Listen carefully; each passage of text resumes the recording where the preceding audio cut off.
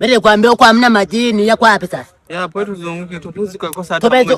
Tumetoka kule tumepata hata moja. Wewe tuzunguke tuzikakosa hata moja. Uko na nani wewe jamaa mimi nimekwambia ile.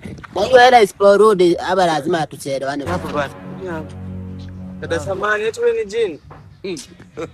Excuse me? Ndio anaongea hadi Kiingereza. Mambo. Samani eti wewe ni jini?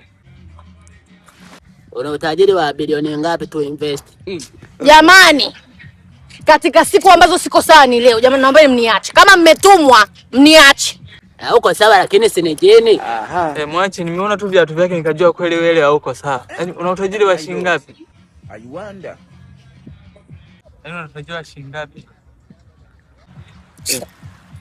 Una utajiri wa shilingi ngapi? Nataka tu invest. Sisi tumezunguka tulisema hatuwezi kukosa hata jini mmoja. Una shilingi ngapi?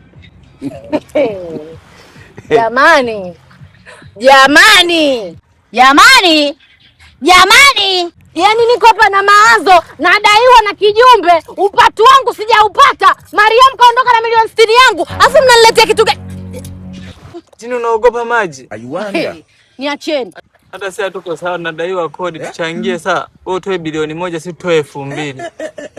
Au ni pale. Wewe familia. Nyie ndo wale mnajidai pasta ya kichwani imeungua, si ndio? Hamna ijaungua, nyumbani ndo imeungua. Sawa. Sasa mimi huo ujini naweza nikawa nao, ila nataka niwape katika hali ya tofauti. Wewe ni wa kitofauti, nimekupenda. Ngoja niwaitie mwizi. Mwi! Situitie mwizi. Mimi mwenyewe siko sawa. Mwi! Uko sawa kweli? Mwizi! God have mercy upon us. Mwizi! Mani! Kanda na wewe.